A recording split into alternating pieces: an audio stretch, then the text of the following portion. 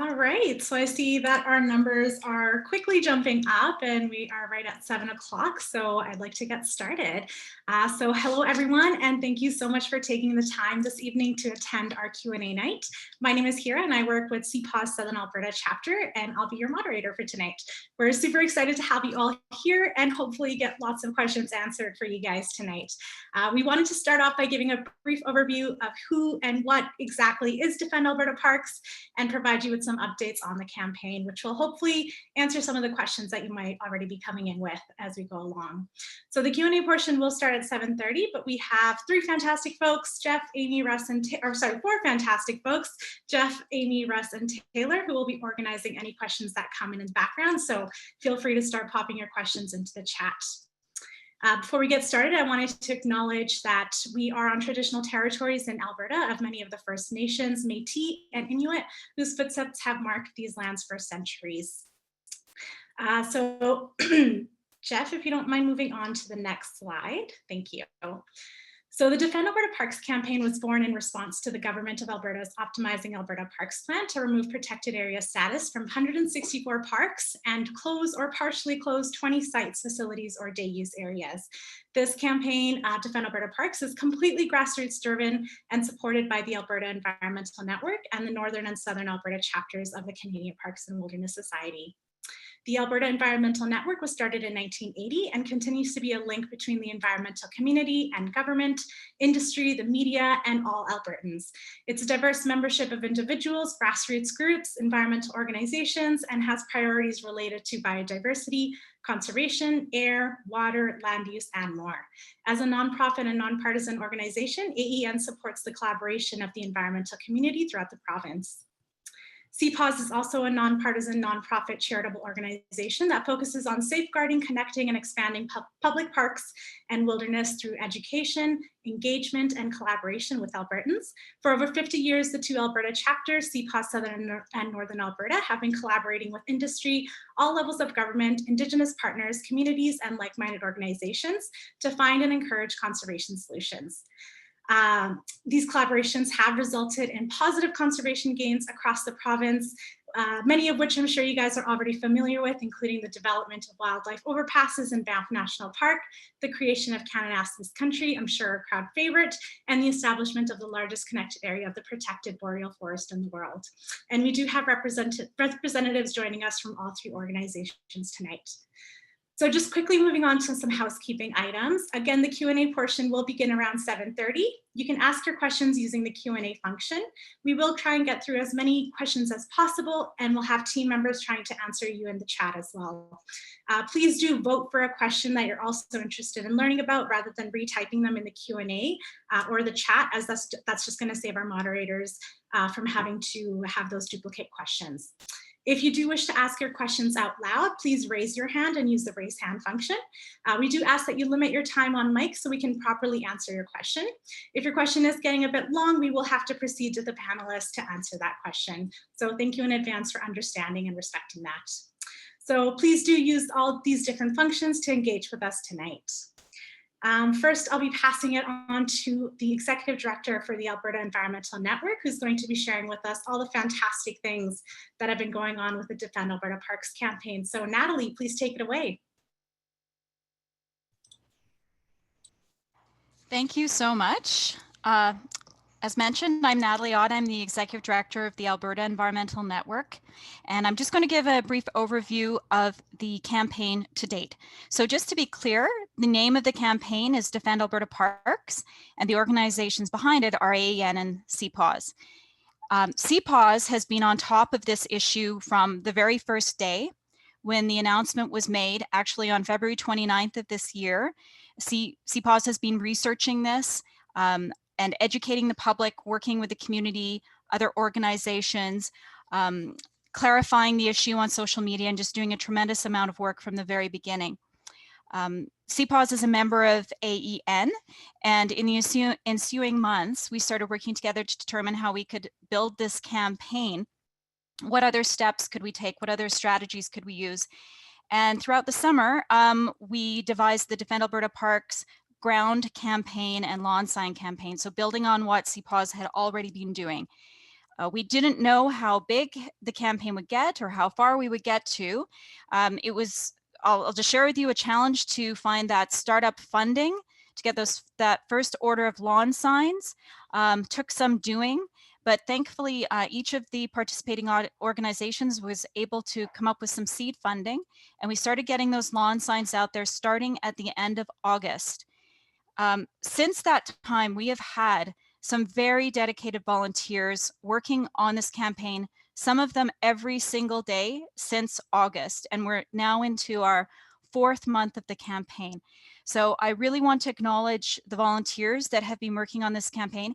This would not be possible without donations from Albertans and also their time that they have given to deliver lawn signs around their city and mail drop door to door in their communities.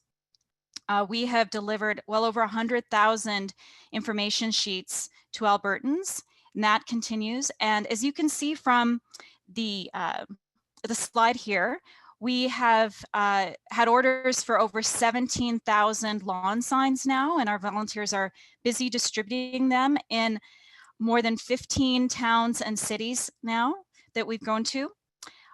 Letters, which are critical for this campaign, and I'm sure most, if not all of you on this session tonight have written a letter to your MLA as well as your Minister and Premier Kenny. As you can see, just through the CPAWS mechanism alone, over 20,000 letters have been written by Albertans. We expect that number is much, much higher based on Albertans telling us that they've written their own letters, multiple letters, and have continued communicating with their elected officials. But just through the CPAWS portal alone that you can access through Defend Alberta Parks, over 20,000 letters.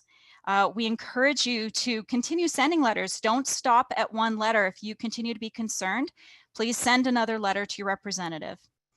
And you can see from the number of volunteers, 1,400 volunteers around Alberta. That number continues to astonish me. That is a huge number of people that are keeping this campaign going, and we continue to get more registrations every day. So what I'd like to say about those numbers are, if you haven't got a lawn sign, please do so. If you haven't written a letter, please jump on the Defend Alberta Parks website and send one. It's very quick and easy. And if you would consider volunteering, please do so, because you can do as lot or as little as you are able to do. It all adds up, as you know, because you've seen the signs around your communities now.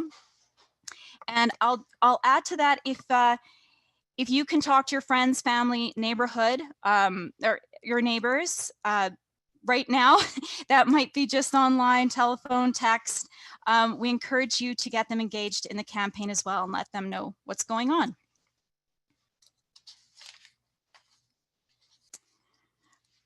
And this is just a little treat for Albertans who enjoy seeing the lawn signs populate their area and coming to their town. You can see we started mid-August with the lawn signs, and from some pretty modest beginnings, it grew and grew and grew. And as I mentioned, we're in 16 locations now and almost hitting the 18,000 mark. And I expect it will get past 20,000 in not too long from now.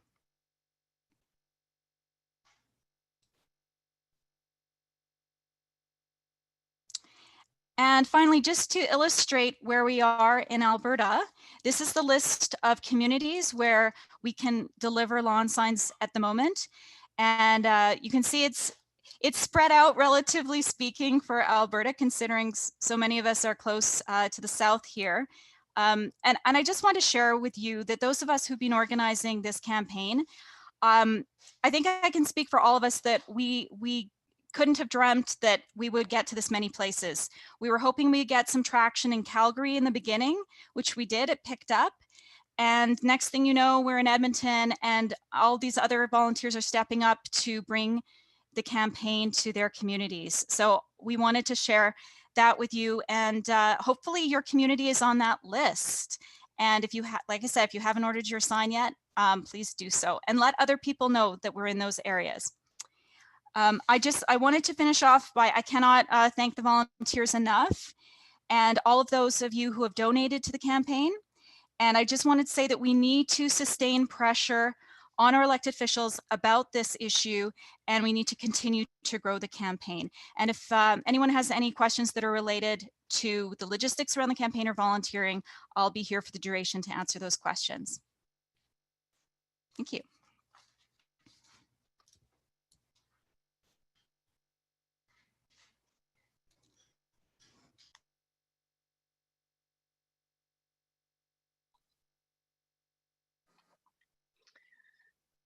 Hi everyone, I'm Katie Morrison. I'm the Conservation Director with CPAWS in Southern Alberta. And I just wanted to give a little bit of an overview, and Keisha will be jumping in on this as well, of where we're at, what has happened so far. I kind of get that question, people are jumping into what's going on at all different times, and also quite confused because we've had a number of different messages coming out. So I wanted to just do a quick overview of what has happened since February when we first heard of this plan. So at the end of February, the government released their provincial budget, and as part of that budget, they indicated a decrease in the spending on parks and the intention to move operations and management of some parks to private partners. That immediately concerned us, but the next day they then released the full list of 164 parks slated for to be removed from the system, is how they stated it, and to become vacant public land, and another 20 parks that were slated for immediate closure or partial closure.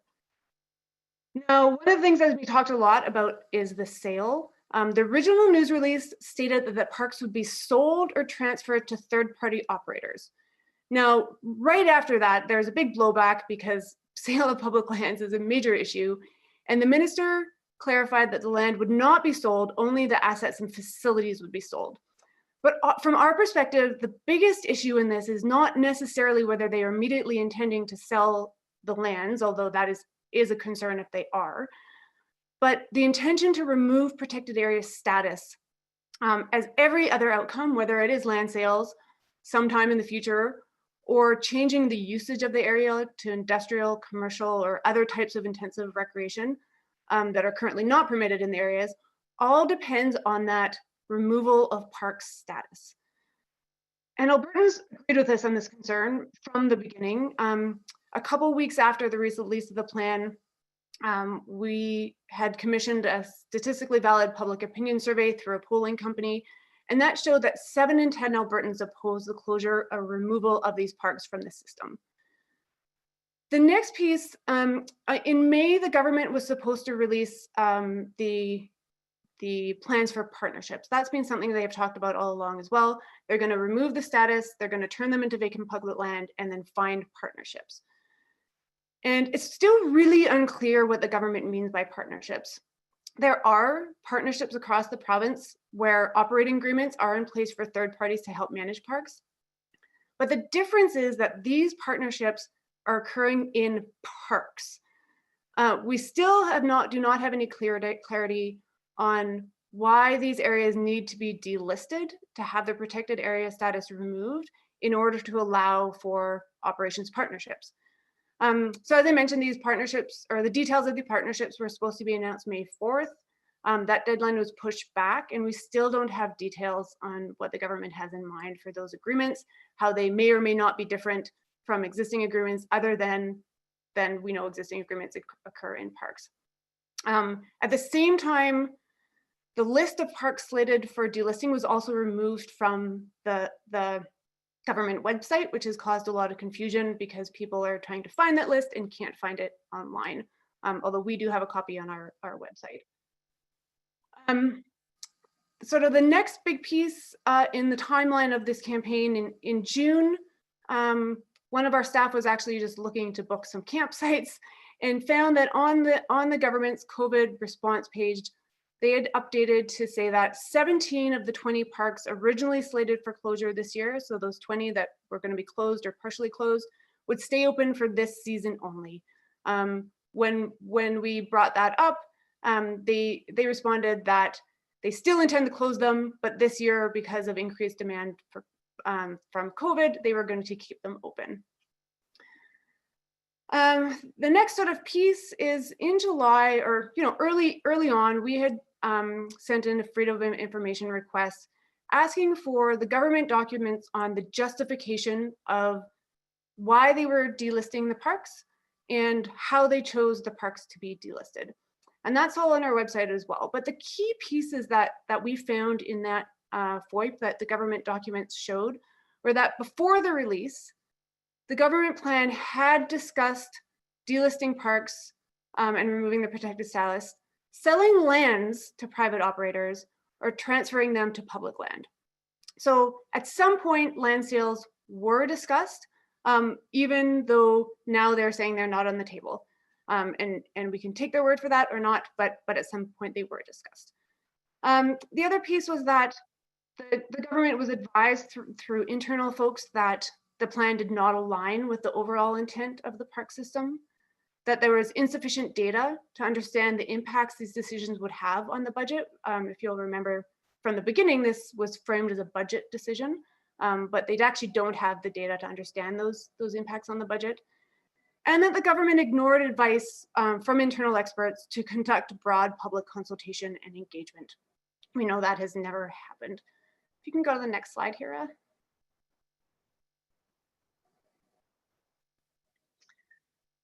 And then on September 15th, the government made a big parks announcement where they announced that they were investing in parks infrastructure, which is great. Parks infrastructure is awesome. However, during this announcement, the minister also confirmed that they continue to move forward with the removal of the parks from the park system.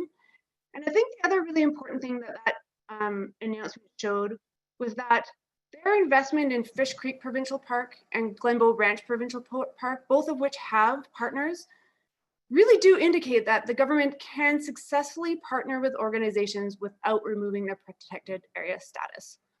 So I'm going to turn over to Keisha to talk about what's happened in the last month, because a few shifts in messaging and a few shifts in how the government is presenting this has happened. So she's going to update us on that. Yeah, thanks, Katie. Yeah, so there's already been a lot that's happened in these few months since this all began. I guess I should introduce myself to everyone. My name is Keisha Kerr, and I'm the Executive Director of CPAWS Northern Alberta. Yeah, so as Katie mentioned, the partnership wording, that is very important. And since the September 15th announcement, they've continued to keep saying that partnerships are not a new thing. Partnerships are great, and that people shouldn't be saying that partnerships shouldn't happen. And that's not what we're saying. It's just that the current partnerships that are in place, which are over 100, are in protected areas, so they are still parks. In early November, the government launched a website and campaign called My Parks Will Go On. And then Alberta Environment and Parks also updated their website with facts on parks. And in both locations, they say that parks will remain protected under the management of Alberta Environment and Parks. But Alberta Environment and Parks is the ministry. It is not legislation. So there are parks legislations and there are public lands legislation, which Chris is going to get into in a minute. But saying that they're protected under Alberta Environment and Parks, that it doesn't mean the same to us as saying they're protected under the Provincial Parks Act. So that's one of the things that has been a shift in their wording. They've moved away from saying that the parks will be delisted. But then at the town hall that happened on November 17th, first the minister said that they would not be delisting these sites. But then later in the same town hall, he mentions delisting again and transferring to be managed under Public Lands Act. And so this is where we really are asking for clarity from the government. We want to understand, are the parks being removed from the public or from under provincial parks legislation? Are they being transferred to become public lands? If they are, then that has implications for differences in their protections. And so we are very keen to see the government maintain these areas as protected areas. So with under legislation for protected areas with their original intent. And so in some cases, the original intent was for conservation. And then for the provincial recreation areas, the intent is for recreation, but that does have value for conservation as well by concentrating recreation into those locations. So those are the big changes in the wording. I'm gonna also just in a minute mention that they've also started talking about legislation, but where we're at today is that we are still concerned because we don't feel like the government has been clear on what actually are they doing now. If they have changed their plan from what they initially did in their release, then great, but be clear about it and tell us. And so we think that everyone, all of you who have signs, all of you who are, if you've sent a letter already, send another one. If you have a lawn sign, keep it up. We'll get into a list of all the things that Natalie mentioned as well a little later. And Jeff, you can switch to the next slide. But one of the other things that the minister has mentioned and was in the UCP election platform is that we expect that they're about to change the legislation and amalgamate the parks legislation with the public lands legislation. So in the platform, they had one statement that was to review parks legislation and modernize it for the 21st century. In the legislature, the minister mentioned that on July 13th. At the town hall on November 17th, he referenced new legislation on public lands and trails. There's been a bunch of conversation on Twitter. Some of you have probably seen it, but there was actually a reply to a comment. Alberta Environment replied from their official account, saying the areas will continue to be protected as the province modernizes Crown land legislation and policies. So as we say, and Chris will get into this right now, we don't know what, we don't know what the legislation will be when it comes out. We will definitely keep you all posted if you're on our mailing list. But there is a difference between public lands protections and parks protections. So with that, I'll let Chris get into the details of that. All right, can we go to the next slide there? Awesome.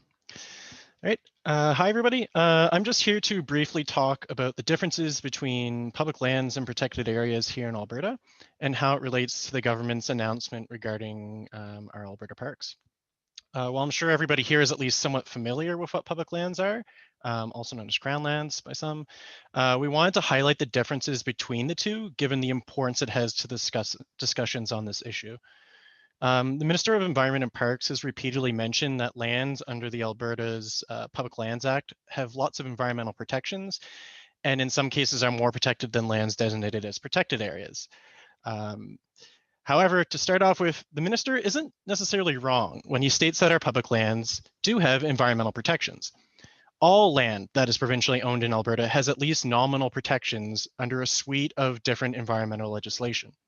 These are the basics that our society would expect their government to manage for on all publicly held lands, and includes things such as waste management, hazardous substance releases, potable water regulations, reclamation standards, and a host of other more general environmental issues. However, the protections offered under our parks legislation are meant to protect these areas with measures that go above and beyond the bare minimum.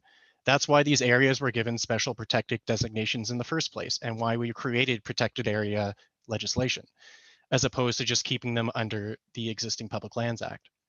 This was in order to retain the values for which these sites were originally designated for, whether that was to conserve sensitive plant and animal species, facilitate the use and enjoyment for quality recreation experiences, or just to ensure that the area remains in a natural condition for the benefit of current and future generations.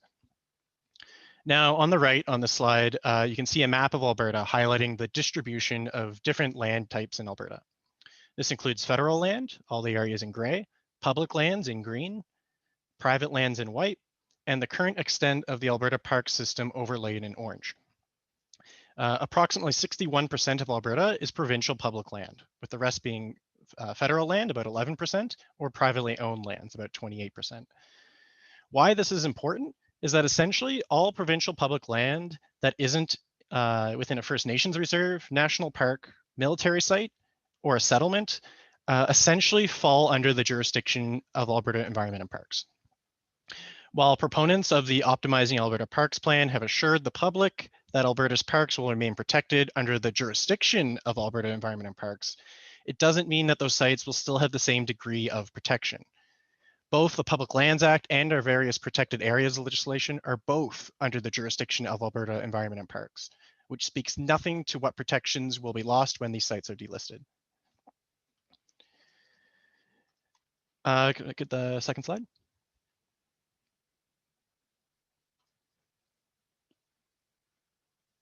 Thanks. So speaking of which, when we're talking about delisting, deregulating, or removal of the from the park system, these terms are more or less essentially the same thing.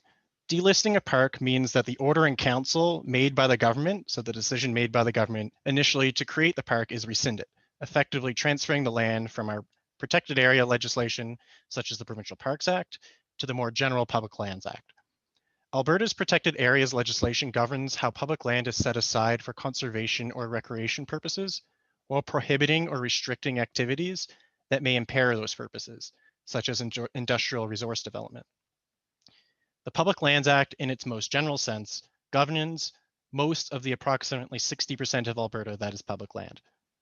Most of the province's industrial economic activity occurs on this public land and could become permissible activities on lands that are delisted. While the government has indicated that they have no intentions to sell these lands or allow industrial developments on them, the fact remains that stripping away the protections these sites currently have leaves them vulnerable to actions by future governments who have made no such promises. This is why we have protected area legislation, so that the public can have confidence that these sites are being protected now and into the future, and we don't have to rely on promises. And that is it for me. I'm not sure who's up next. Steve? I do believe it's me. If you can go to the next slide. Welcome everybody tonight. My name is Steve Donlan. I am the board chair for CPAWS Northern Alberta. I have been for the last year and a half. And prior to that, I was really fortunate to have had a 37-year career with Alberta Parks and have sat on the other side of the table quite often from these conversations. So I hope that I can bring some of that experience to bear. Before we get started, I'd just like to personally thank CPAWS Northern Alberta and Southern Alberta chapters and the Alberta Environmental Network for partnering to hold this town hall tonight.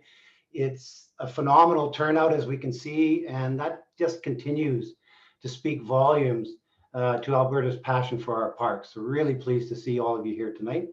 And now, just before we get, I think the Q&As are going to happen as soon as I'm done here. So before we get to that, I just want to briefly touch on CPAW's disappointment with regards to the lack of consultation that's occurred around these proposed changes to our parks.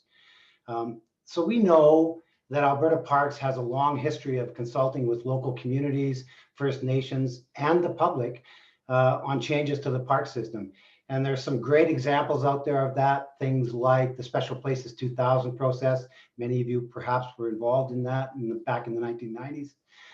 It quadrupled the size of our park system at the time. And then more recently, things like Castle Parks, which had a very, very intensive public consultation process attached to it. And again, many of you were probably involved in that. And then also the deregulation of Sylvan Lake Provincial Park that the minister referred to last week. And perhaps in the Q&As, we may be able to touch on that some more. Unfortunately, there has been no meaningful consultation on the proposed deregulation of the 164 sites from the Parks Act or the potential future plans for these sites that have been announced by the government. And the current engagement on this issue has largely been a one-way conversation a communications exercise on the part of the government as they've been responding to the overwhelming negative feedback that they've received from Albertans. And we saw a little bit of that in a couple of slides earlier. I will point out that last week, the Minister of Environment and Parks did refer to the government's election platform as the consultation with Albertans on changes to the park system. And there's two references, you've kind of heard these already tonight, mentioned in that platform. The first being, they indicate that we will review Alberta and environment parks legislation to modernize it for the 21st century. And then secondly, we will strengthen partnerships with nonprofit societies across Alberta, including setting aside $1 million over 4 years to pilot an expanded role with park societies. Great. But I don't know about you, but I don't hear anything in there that suggests plans to deregulate 164 park sites or to close an additional 20. So if that's their form of consultation, it's sadly lacking. Also of note, in February of 2020, this last year, it was announced that Parks' previously robust consultation process was going to be changed. I should say it wasn't really announced, it was kind of quietly done on the website. And that change, the result of that change was that the deregulation of park sites would no longer automatically trigger a consultation, which they previously would have. In the previous consultation framework, a minimum 60-day online consultation, First Nations consultation, and targeted stakeholder consultations would have been required for the proposed deregulation of these sites. That's no longer required. So we'd like to see a return to the former parks consultation process, which was developed out of a commitment to consult Albertans that was identified in the 2009 Plan for Parks. Additionally, no visitor use or ecological data has been provided to support a rationale for delisting of these sites. To date, we've only been provided with anecdotal, broad brush assessments that the sites are underutilized and generally don't have any significant ecological values. Now, we know that these generalities can't be applied to all the sites, and in most cases, user data and detailed ecological data simply haven't been compiled for many of the sites. And I can personally attest, as you can see on the slide, how difficult it was to get a campsite this past summer at the underutilized Etherington campground in South Kananaskis. And I can tell you just down the road that Cataract Creek had the same full sign placed on it as well. So hardly underutilized, at least in my mind. And then finally, which Keisha had alluded to, it's our understanding that the government may be planning to review and update parks legislation in the near future.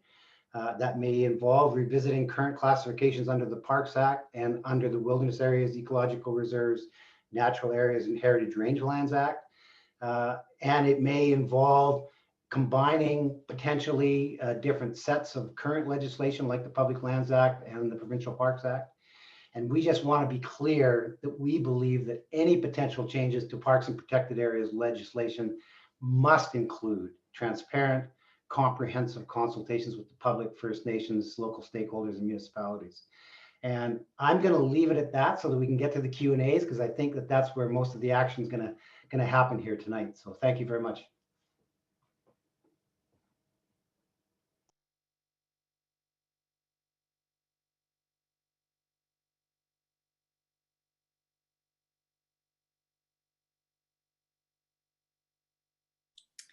Thank you so much, Steve.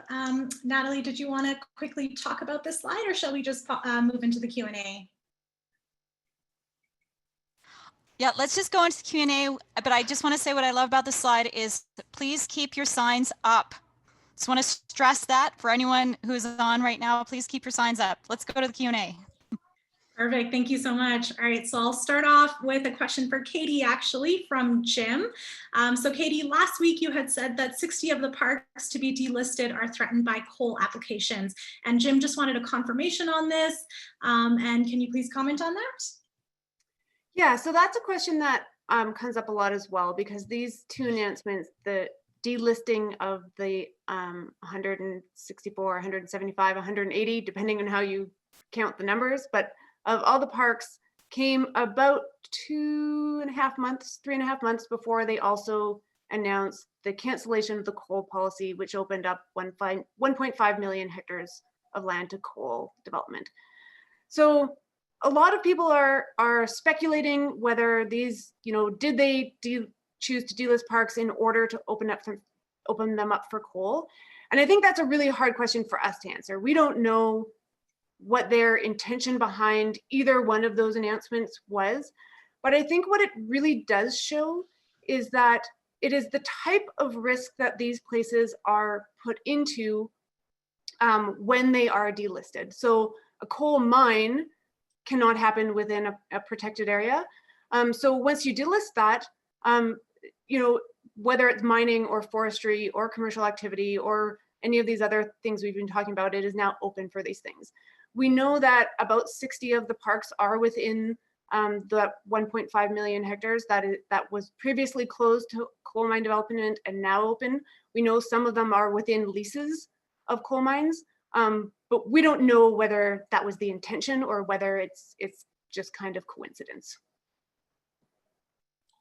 Great, thank you so much, Katie. Moving on to a question for Steve. This is from Lise, hopefully I'm pronouncing your name right. So why in the UCP Q&A session did Jason Nixon keep maintaining that they didn't need to undertake consultation with the public because they are simply working with a model that they have inherited?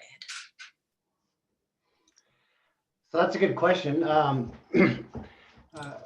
It starts with there isn't a legal requirement for most of these sites for the government to have to consult. So they can certainly make that choice. The previous consultation framework for Alberta parks was a policy document. It was being implemented and had been implemented for a number of years by the Parks Division. So that's a change with this new government.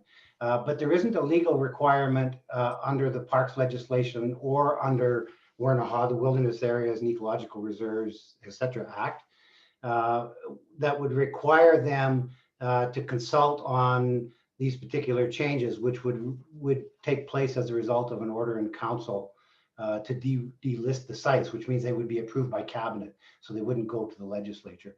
Now, should he consult? In our mind, absolutely. And there is one other little sort of nuance here where we think that there is a requirement to consult, and that would be where there are two existing approved regional plans, and there is a consultation requirement for amendments to those two plans under the Alberta Land Stewardship Act. And that would apply to those sites in the Northeast that are in the Lower Athabasca Regional Plan, and to those sites, all of the ones actually in Kananaskis country that would be part of the South Saskatchewan Regional Plan. So we do think that there's a mechanism there. There's a difference of opinion, of course, as to whether or not this actually engages that section of ELSA, because we're not actually creating, in the government's mind, greater restriction on the land base, but we're actually opening it up by deregulating. I think that's quite a nuance, and I do think that actually consultation is required in those two particular areas. But I hope that answers the question. I can't get into the mind of those folks in government who are making the decision not to consult on this. The right thing to do, obviously, would be to consult. Thank you so much for that insight, Steve. I actually want to move on to someone who has their hands raised. Elspeth Moyer, are you there? Did you want to, let me just allow you to talk here. Oh, there we go. Elspeth, did you want to go ahead and state your question?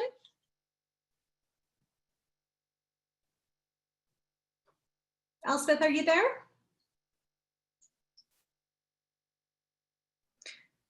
All right. The hand was raised the whole time. I didn't really have a question. I had a comment though, because I sent a letter to our local MLA, Nathan Newdorf, and he sent me a 2-page letter back and said that Jason Kenney has recently and definitely stated that no parks are going to be sold. And he also said that there was a $43 million in investment in projects that will upgrade the province's most popular sites and help Albertans get back to work. So these were just some of the things that, it was a long letter. I can't quote it all to you, but. Thank you so much. Yeah, I know we've had a couple of questions regarding some of the information that's been going out. I wonder maybe, Chris, is that something you might be able to comment on? Oh, sorry, I was answering questions in the chat. I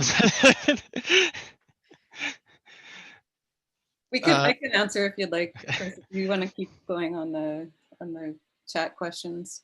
Sure thing. So I guess one of the things that we are hearing over and over again that parks are not going to be sold, and we sure hope that that is the case. The issue that we're concerned about is that if once the parks are delisted and they become public land, there is no way to ensure that they won't be open for leases for industrial development in the future. So that is why these areas get put with these additional protections, is that those protections are supposed to be permanent and are there to prevent that sort of thing from happening. So we have had, we've had people mentioning that that it's semantics, and once the parks are made into public land, then the land could be sold. And we do know that that public lands are sold occasionally. So that is a potential issue. But the bigger threat we see is that public lands can be leased for industrial development. So even if this government says that that is not their intention, they have no way of guaranteeing that that won't happen in the future. Thanks so much, Keisha. And actually continuing to kind of go off that, we did have another question from Mary Ann, who was wondering what specifically did the Freedom of Information request data say about selling lands?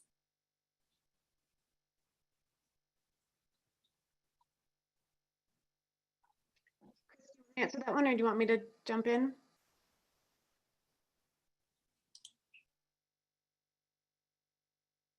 Yeah, go for it, Katie. Okay, Chris is typing away again. So there was a few references in the FOIP about land sales, and again, it's really hard to tell. I want to, as much as possible, give the government the benefit of the doubt that they have realized that people do not want parks sold, but there were indications that conversations before the announcement were that they were talking about selling lands, particularly for parks in the white zone, so that area that's mostly private land in municipalities. So there was conversation before the release, at least, on selling of lands, and definitely selling of assets. And I think some of other folks have brought that up, in that whether the land is sold or not, and again, we don't want public land sold, but even if it is not sold, the delisting of the park allows for long-term leases. It allows for commercial developments that then might regulate access or put fees on access. It allows for industrial development that could prevent public access. So land sales is absolutely a threat. And as Keisha just said, public lands are sold sometimes. But the access to the lands and the conservation values are also threatened, even if the land is not sold, but the park is delisted.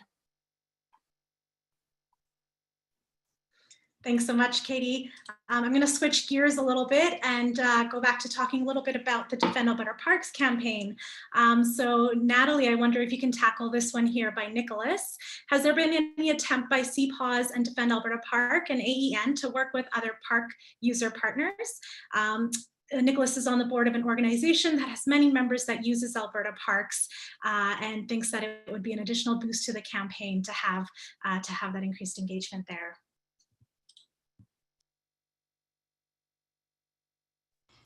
So here, I was just trying to follow the entire question. The idea is about the campaign engaging with Alberta Parks users? With other partners. Other partners, Yes. sure. Yes, actually, all along we've been engaging with anyone who wants to support the campaign, and there's a very easy way to do that. You can connect with us directly at info@defendabparks.ca. You can send us an email. So that's info@defendabparks.ca, and we'll maybe put that in the chat or somewhere where people can see it.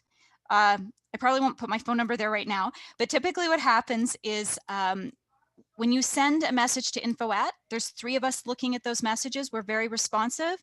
And if you indicate that you're a group that would like to help with the campaign, we will get right back to you and discuss how we could support one another. So that goes for anyone who's interested in supporting the campaign.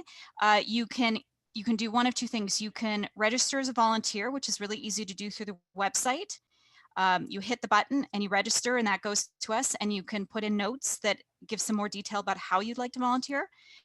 But as I said, if there's something more specific about a group you belong to, something that's unique about your situation, then email us that information and we'll get right back to you.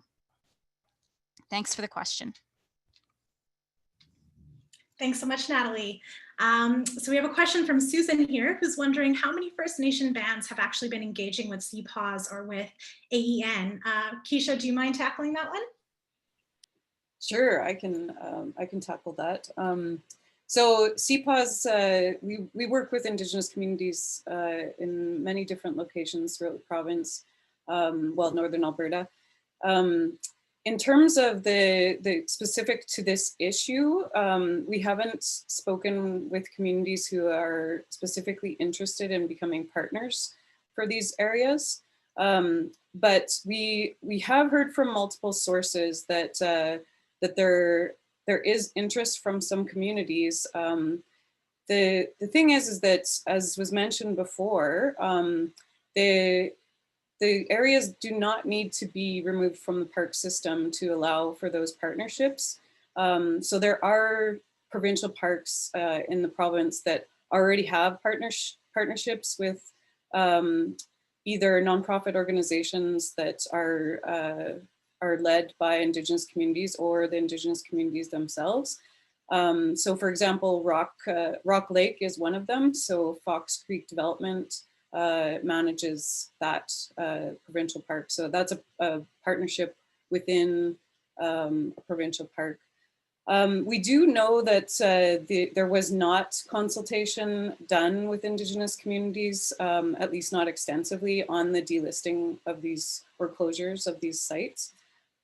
So that is a concern. And we certainly, we support Indigenous communities in their desires to have areas for conservation, especially Indigenous-led conservation, and are in conversations about Indigenous protected areas. We think that those are going to be, that type of a concept is going to be absolutely crucial going forward. So we certainly wouldn't oppose those ideas. We would like to have a clarification of what actually is going to happen, and would want to hear specifically from those communities if they would want those sites delisted or if they would just want to have a role in management. And I don't know if Steve, you want to jump in on the management agreement, for example, for castle parks. Yeah, well, there certainly is lots of opportunity, and Alberta Parks has certainly worked with First Nations and Indigenous communities, for a number of years, and so we would certainly encourage that type of engagement with First Nations to continue and be enhanced, and it's certainly something that we would support. Some really good examples over the last 3 or 4 years of engagement and cooperation with Indigenous communities are things like Alberta Parks, shortly before I left, signed a cooperating agreement for managing of the Castle Wildland and Castle Provincial Parks with the Piikani First Nation in the Crow's Nest Pass, where there are some very specific opportunities for the First Nation to be engaged in active on-the-ground management of that particular park that is going to benefit their First Nation and their residents. In addition to that, we work very closely with the Blackfoot Confederation on the establishment of the new World Heritage Site at Writing on Stone.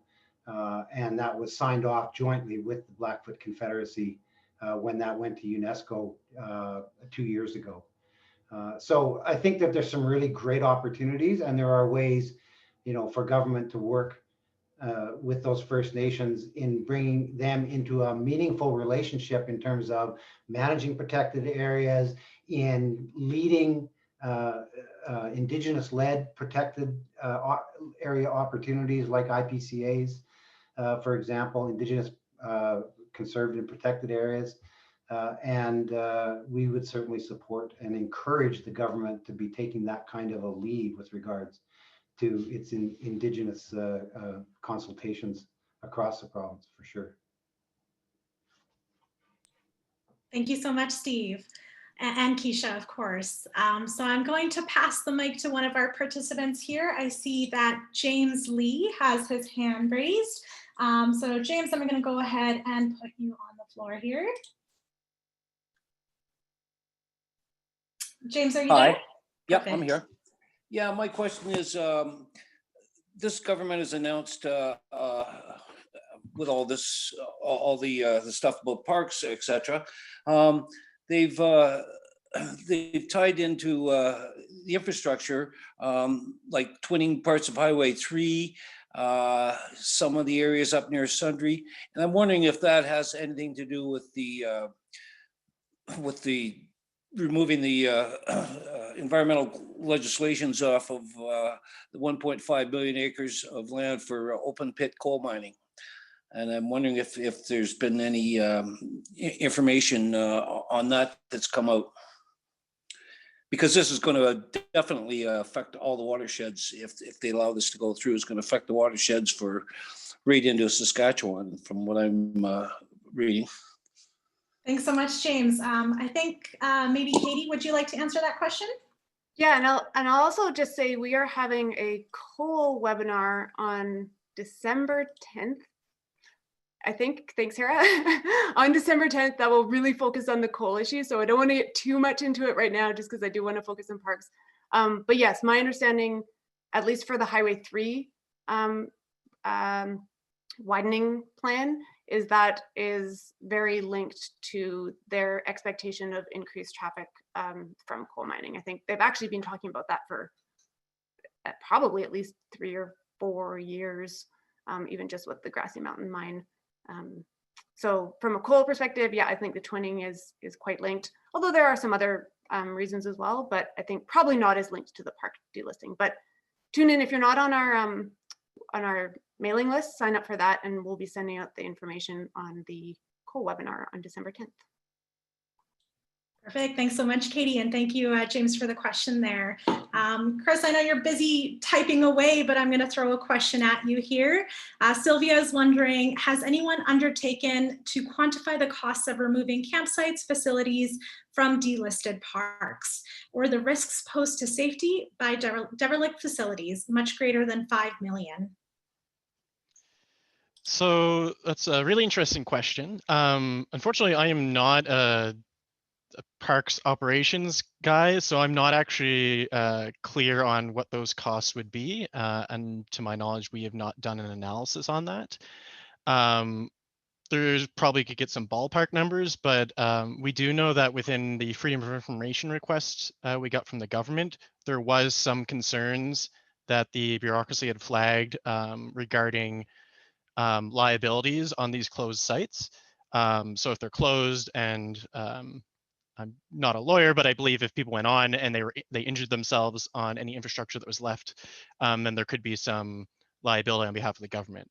I don't know how much overall it would cost to remove infrastructure, and whether that would equal out to the 5 million or not. I do know in the past, a handful of sites have been delisted, And back when I was a park ranger, there was some in my district, and none of the infrastructure had been removed because it was deemed to be too expensive to remove. And that had been there for, I think, at least a decade. So I do know that it is a cost for the parks, and that it's not always able to be immediately done. But in terms of crunching all the numbers, we don't have that information. I can add that the government doesn't know how much it costs either, as far as we understand. So we actually have asked that question, and the answer was that they had not done that analysis. Thanks so much, guys. We have a question from Pierre, who is wondering, does AEN plan to do a campaign to overwhelm the phone line of the environmental minister like it has been done for the health minister? Natalie, would you be able to address that one?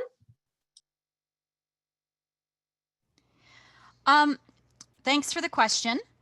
The CPAWS team and the AEN team are always discussing different strategies to promote the campaign and engage people, and to make sure that our elected representatives are hearing our opposition.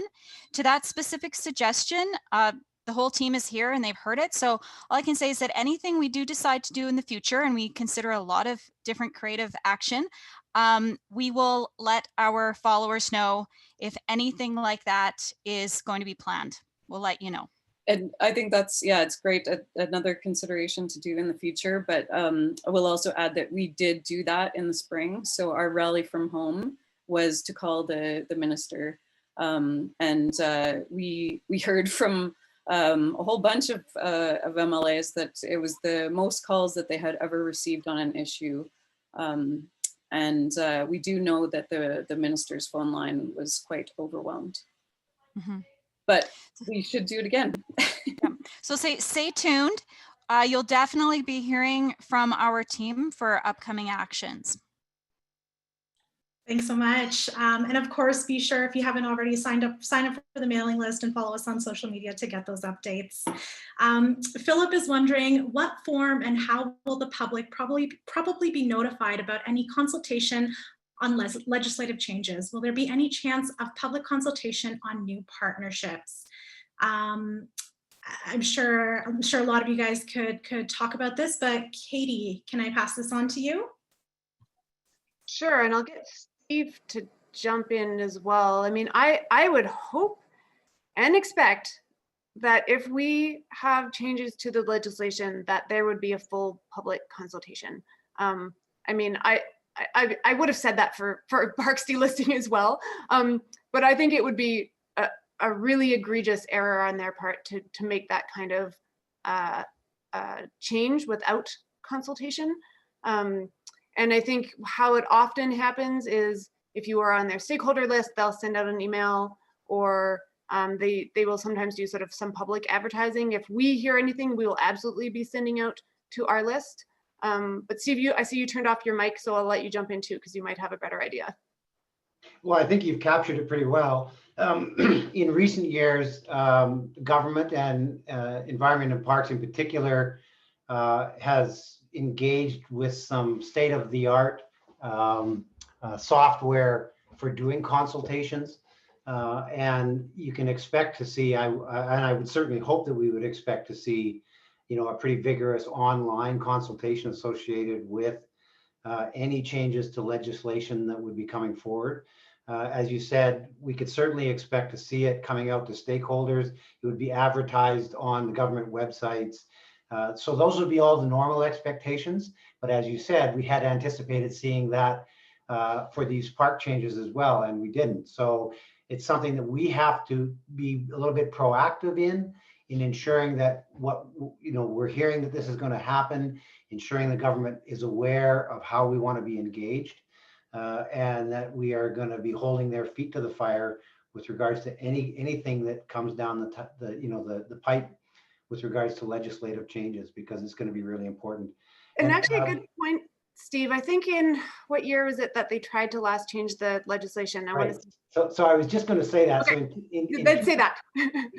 Some of you will remember, some of you may have been involved, but in 2009, and I was an inside participant at that point in time. We went through a process called Bill 29, which was a rejigging of the Provincial Parks Act. Quite frankly, it was an absolute disaster. It was particularly an environmental disaster from a parks perspective. And we heard loud and clear at the time from organizations like CPAWS and AWA and others about the shortcomings of that piece of legislation. And there was an outcry that went again to MLA offices across the province. People heard loud and clear, and it died on second reading in the legislature, which was a good thing. And back to the drawing table after that. So that's the last time that parks legislation, significant park legislation updates have gone to the legislature. But we can expect to see something, I think, coming up in the very near future. And we need to be as vigilant as we were in 2009 about what we're prepared to accept and what would be appropriate and how we can steer that ship a little bit. Thank you so much, Steve and Katie. So this isn't one particular question, but kind of just been seeing a similar theme going throughout is how can we continue engaging? How can we continue taking action? And how effective is all of this really? So I'm wondering, Natalie, can you touch a little bit on what all these folks can continue doing to stay engaged? The first thing I'd like to say is that it is my strong belief, and I believe that of many others, that this campaign is having a major impact on this issue. We know that the provincial government has been responding in a variety of ways, and we believe that they are hearing this campaign and they see the number of people who are supporting it, and they are well aware of the growing support for the campaign and the spread of the campaign. So in saying that, I want to encourage you to engage in every way that you can. Just a reminder, because people are coming on and off the call, to ensure that you have a lawn sign if you have a lawn, to also write a letter or second or third letter if you can. Donate if you have the means to do that. That helps us get more signs to more areas. We are reliant on donations from Albertans as we are both nonprofit organizations with limited resources. And please do speak to your friends, family, and neighbors. Let them know why you have the sign out front. It's been our experience that there are still people who don't know what is happening with the parks. And once they do know, people really do want to support and engage with the parks. I think it's very surprising for people originally to find out what is happening because this was a very, very unexpected development, but more and more people know. So please do engage in all the ways that you can and keep up with us. We'll be sending out messages anytime there's developments with the campaign. Thank you so much, Natalie. Yeah, it's been fantastic to see how much engagement we've gotten, and I hope we continue to see that. So a question from a couple of folks on whether or not there's possible legal courses of action that we can take or are being pursued to slow down the changes. This is coming from Carrie and also Mary Ann. Keisha, would you mind talking to that? Can you repeat the question here? Sorry. I missed it. Sure thing. Is there possible legal courses of action that we can take, or is there something that we're already doing? So we have heard from some of the environmental law associations within Alberta. They have looked into this. It really is. It's not illegal. They're definitely. It is within the government's power to make this decision. It's just that we would have hoped that they would consult with the public on this to find out if the public agrees with the decision. So our understanding is that there is no legal recourse for this. Thank you, Keisha, and thank you for the question. I'm Carrie and Mary Ann. Jessica is wondering if there has been any talk of a small fee to use the provincial parks in order to keep these areas protected and open. What comments do you have about mandatory user fees in Kananaskis? Will this help stop the delisting and ensure continuation of trail maintenance? Maybe Katie or Chris could speak to that.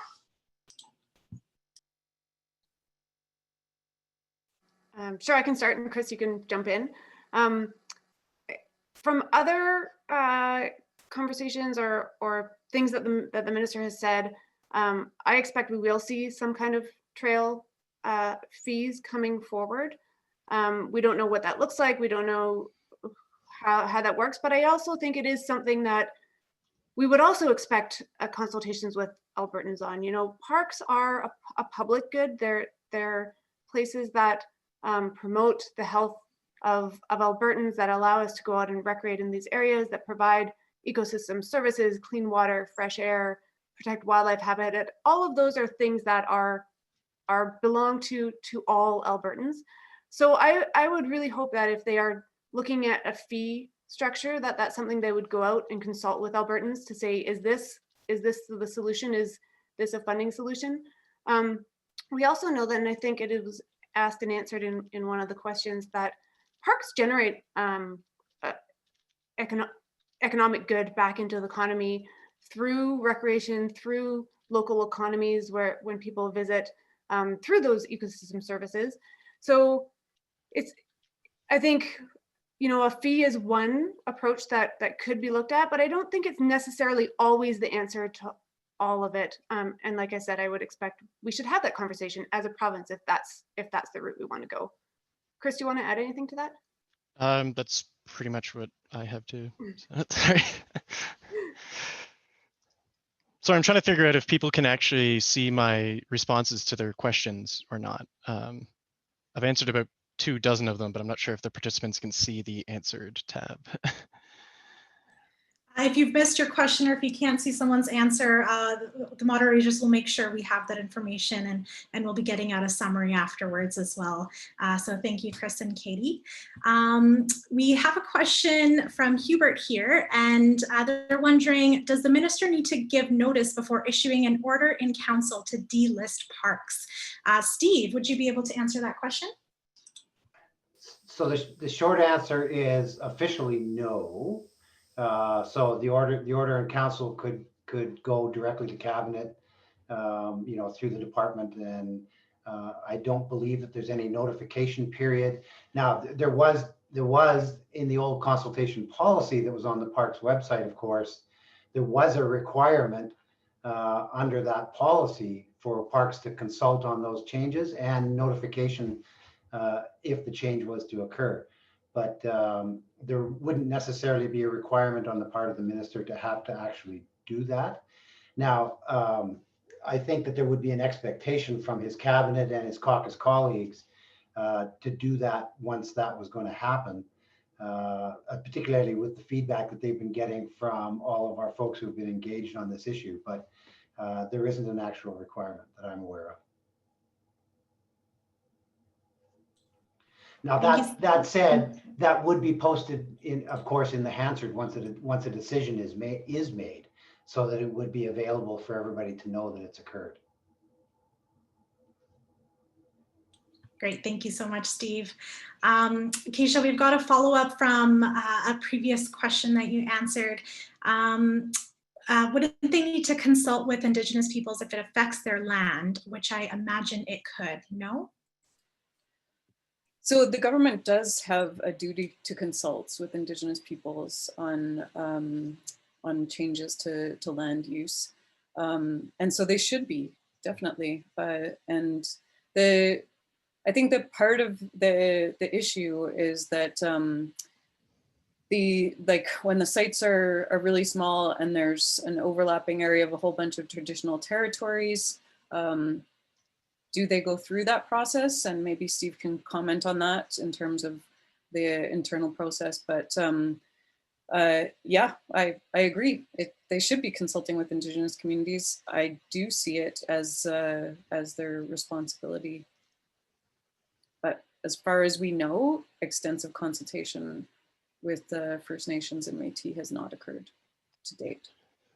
And so we did get a bit of clarity from this as well from our Freedom of Information request. There was several mentions of the possibility of needing to do Indigenous consultation. However, for anybody who's reviewed it or wants to review it, on page 61 under legal advice and considerations, they mention that phase 1 of their plan does not trigger the duty to consult. which was the advice of their legal department. So I'm guessing that's why they might not have done it, but that's as far as we know. Yeah, just to add to that is that there is a pretty robust First Nations consultation process around duty to consult that the provincial government follows. And it has a whole series of triggers, as Chris mentioned, with regards to when and where and what they need to consult on legally, which is different than how they might engage with Indigenous communities or First Nations around where the opportunities exist and the conversations could occur outside of that legal framework. So, which we would certainly encourage them to do.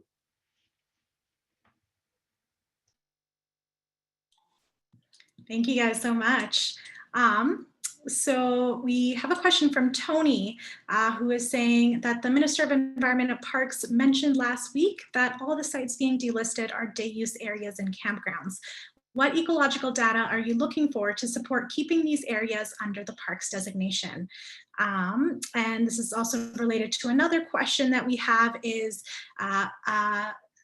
what will happen to our wildlife living in these protected areas? Katie, would you be able to answer these questions? Yeah, I think there's a couple pieces on this, and Chris knows the numbers better than I do, but not all of them are recreation areas. We know there are also provincial parks, there are natural areas, there are, I think someone else mentioned important bird areas.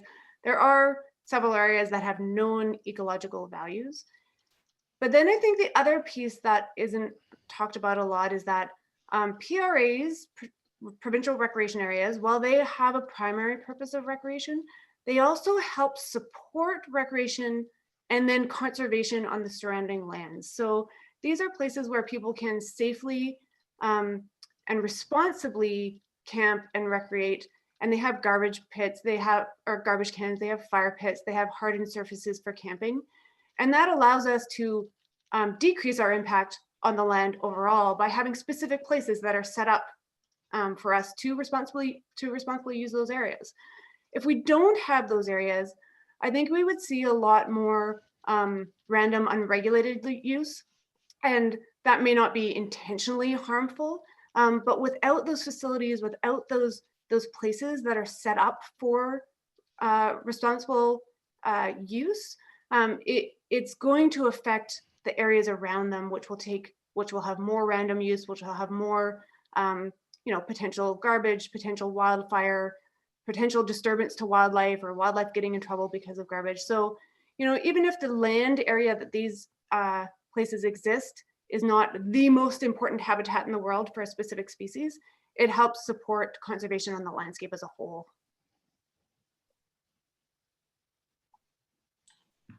Great, thank you so much, Katie. We have a question from Anthony, who is wondering about, from all this engagement that we've gotten, from all the support for this campaign that we have received, do you think that the government has backed off from their original plan?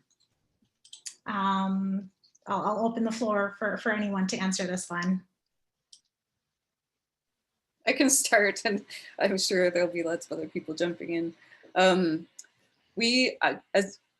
To be honest, we're as confused as many of you are. We are very disappointed in the lack of clarity at this point. To be honest, the initial announcement was very clear and we were certainly opposed to it. But there has not been clarification that indicates to us that the plan has changed. So these references to the areas remaining protected under the management of Alberta Environment and Parks does not mean that they'll remain parks. And if they revert to public land, the protection levels will not be the same. So from our perspective, until we get clarity on that, we will be continuing to oppose this plan. And I think just to add to that, because I agree with everything Keisha said, but I think they are feeling the pressure. I think that the responses that we've been seeing, their changes in messaging, the types of things that communications are putting out, they are definitely hearing from all of you folks, from many Albertans, that this is an issue of real importance. So I think we're having an impact. And I agree with Keisha. I don't know that the plan has changed yet, but I think that we still have that opportunity because I think they are hearing, if not listening. Yeah, I'm just going to jump in there too. Just of note, about a week ago or so, the government MLA for Banff Cochrane posted on her website an update to the situation with regards to provincial parks or the park delisting. And either she is still very confused or we're still on the same track that we were originally on, because she was very explicit on the post that she put on her website. I haven't looked tonight, but it may still be there, that the 164 sites were going to continue to be delisted.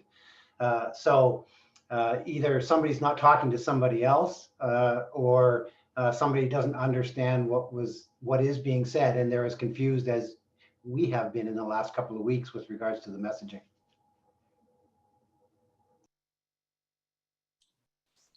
Perfect, thank you guys.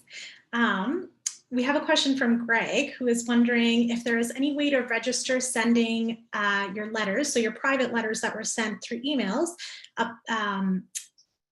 Is there a way to register them with, I'm assuming, like our tool or within our numbers? I think that's what Greg is asking. I can jump in, although none of our real good comms people are on this call right now, but I don't think there's a way of sort of registering it as far as our tool tracks them, but we do know a lot of folks are CCing us or BCCing us on their letters, and I appreciate that. I see some names here tonight that I've never met you folks, but I feel like you do. I know you because I get emails from you all the time. But I think so, you know, if you want to let us know so that we're know what's going on. And I think at some point, we will probably FOIP this, or someone will probably FOIP this to have that summary number, but that's a really long process and probably a ways into the future. Does anyone else have any thoughts on how else people could track letters going in? Unfortunately, if it's a private email, the best way to do it is to share it with us, like Katie mentioned.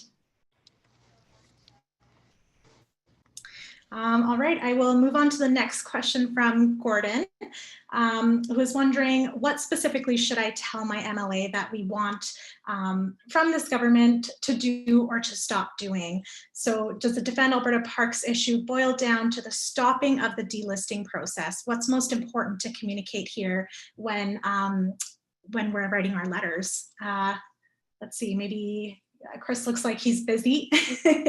Maybe Keisha could take that one. Sure, I can take it, and Natalie, if you want to jump in, or Katie.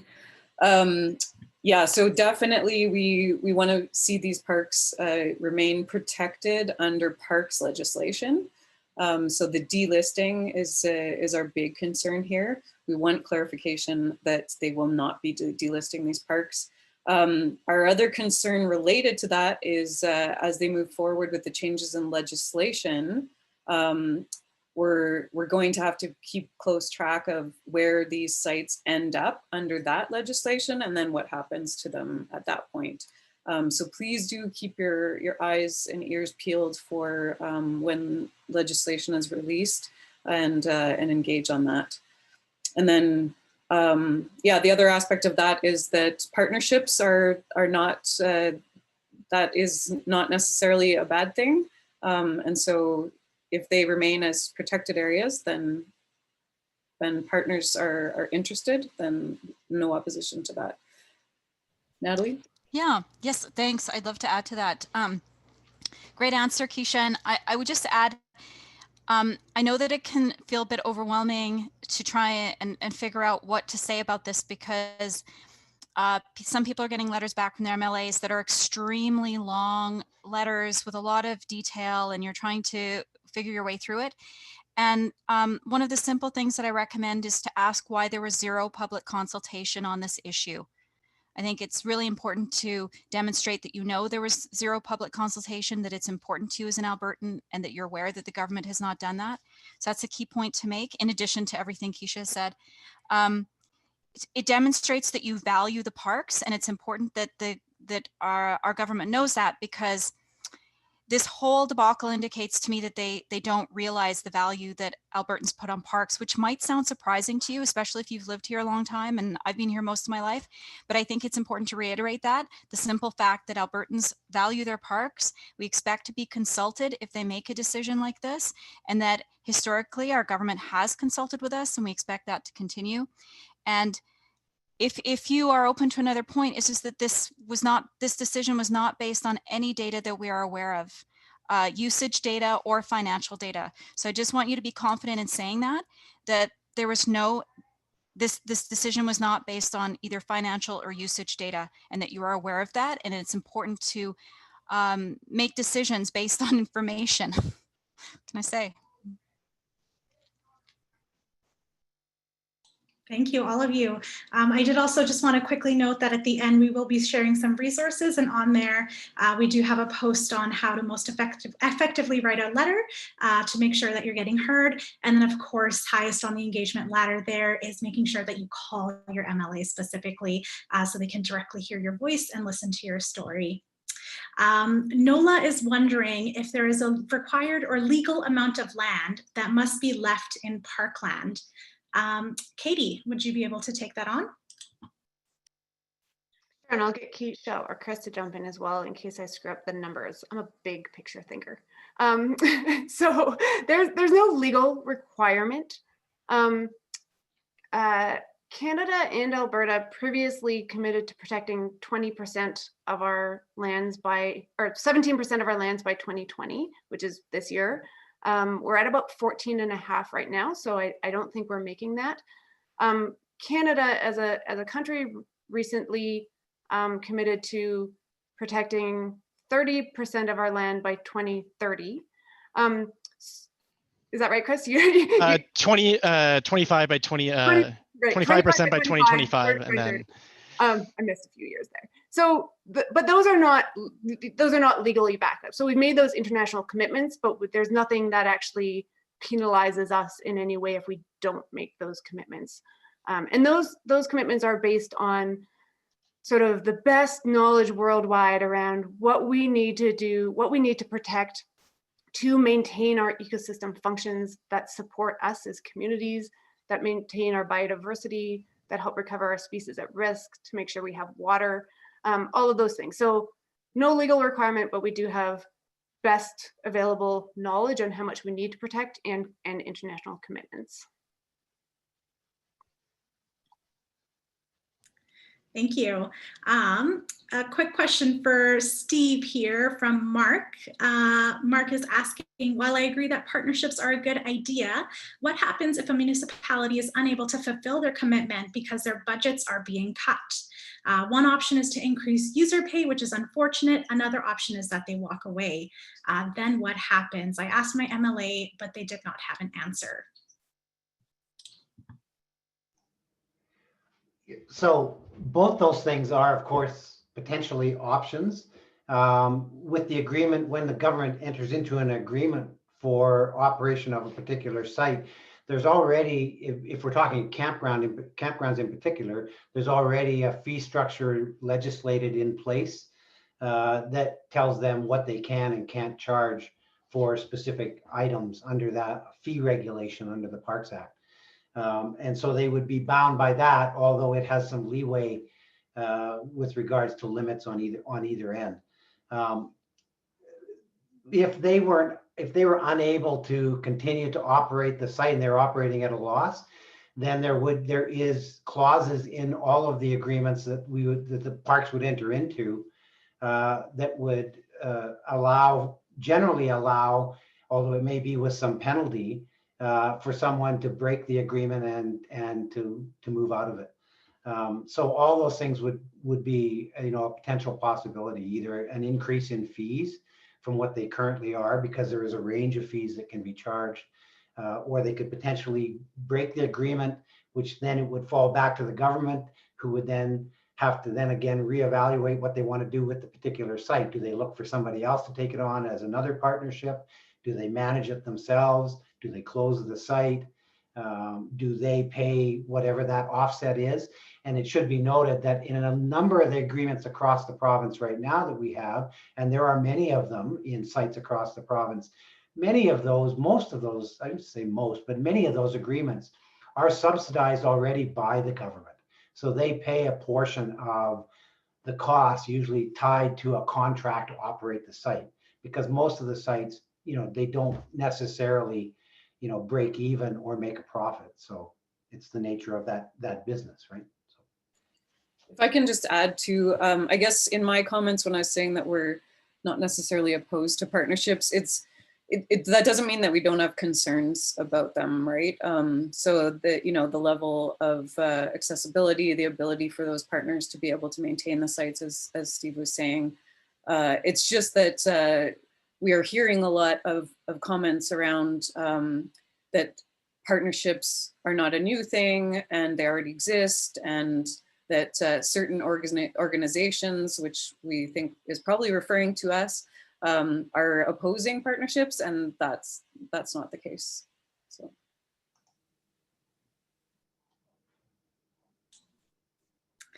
Thank you so much. So we have a question here by an anonymous user who's saying that judging from the government town hall, the 17 sites that are looking at being transferred to Public Lands Act with protection is not the 164 sites for partnership. It makes it sound like it's all the parks. Please comment. I guess I can, yeah, that's, we found that part confusing in the town hall as well. So the original plan was 164 sites would be delisted, so transferred to public lands, and 17 sites would be closed or partially closed. Now at that town hall, the minister said that the sites that were originally listed for closure would be transferred to public land. But there have also been other references to this other 164 being protected as public lands. So it is a little bit confusing. And that's why we're asking for additional clarity of, are there sites that are going to be closed? Are there sites that are going to be reverted to public land? And sites that do not receive partnerships, are they reverted to public land? What are the protections that will be there? And as we've said over and over again, we don't believe that the Public Lands Act provides sufficient protections. Yeah, I think that statement that you mentioned last week was the first they have ever said that it would just be the 17. And I do feel like it's a little bit of wordplay. From the beginning, they have clearly stated that all 164 would be converted to public land. So if they've changed that, they need to state that clearly, as Keisha said. But otherwise, I think we can assume that it is all of the sites.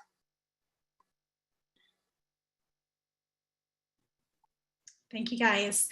All right, so we're closing in on 8:30 here. And again, I just wanted to reiterate, if you haven't been able to see some of the answers to the questions, we will be making sure we provide a little summary document of today and have that recording available as well. So keep an eye out for that. But thank you guys so much for joining. I'm going to quickly pass it on to Natalie here, who's just going to end us off. Okay. Thanks, everyone. We were really delighted with the turnout for the event tonight. I expect we'll be doing another one. Thank you for your respectful discourse and for the great questions and just your overall engagement in this whole campaign. You're really firing us all up, and we're going to see this through. And I just want to take a moment to say, we're into our 4th month, and we expect this is going to take quite a while longer. And we really want to implore you to hang in there with us, because we need to see this all the way through. We're not going to get another chance at this. The time is now. So please stick with us. We've been mentioning the importance of having the lawn sign, writing a letter, talking to your friends, family, and neighbors about this. But it did come up, and I do want to reiterate this, that it is a great idea to call your MLA and to ask for a meeting if you can.